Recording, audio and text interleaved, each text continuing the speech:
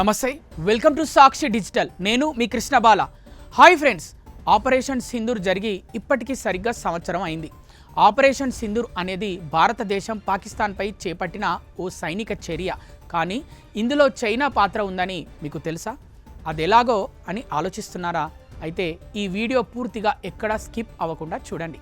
2025 మే 7న అర్ధరాత్రి భారత వైమానిక దళం పాకిస్తాన్లోని 9 లక్ష్యాలపై దాడులు చేయగా పాకిస్తాన్ ప్రతిదాడి చేపట్టింది.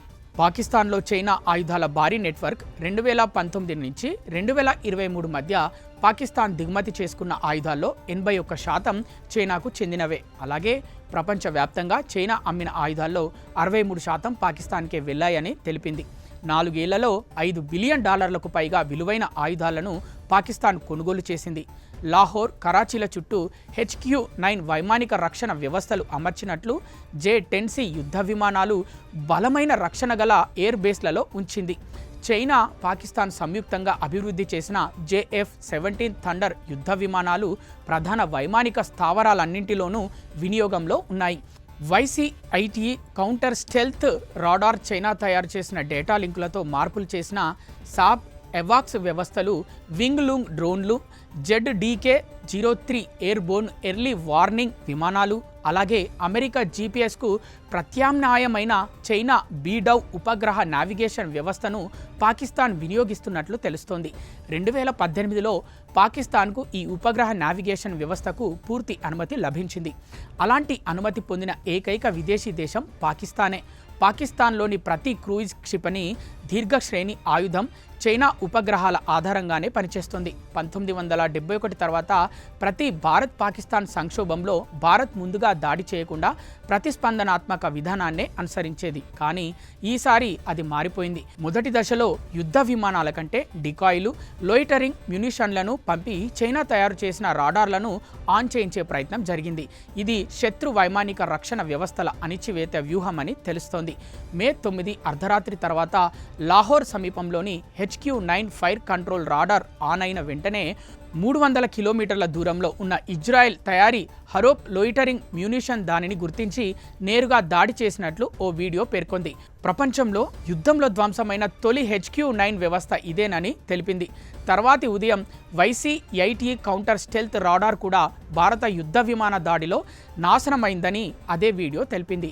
F-35 వంటి స్టెల్త్ యుద్ధ విమానాలను గుర్తించడానికి రూపొందించిన వ్యవస్థ తన తొలి యుద్ధాన్నే తట్టుకోలేకపోయిందని కూడా వీడియో వ్యాఖ్యానించింది. పాకిస్తాన్ సుమారు 1000 డ్రోన్లను భారత సరిహద్దులపై వినియోగించిందని భారత సైన్యం అంచనా వేసిందని, టర్కీ బైరాక్తార్ డ్రోన్లు, చైనా వింగ్ లూంగ్ డ్రోన్లు, పాకిస్తాన్ తయారీ క్వాడ్ కాప్టర్లు, యూహా-3 లోయిటరింగ్ మ్యునిషన్లు వీటిలో ఉపయోగించారని తెలుస్తోంది.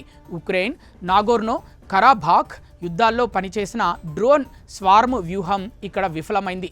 భారత ఎలక్ట్రానిక్ వార్ఫేర్ యూనిట్లు డ్రోన్ల కమాండ్ లింకులను జామ్ చేశాయని, ఉపగ్రహ నావిగేషన్ను తప్పుదారి పట్టించాయని ఆర్మీ తెలిపింది.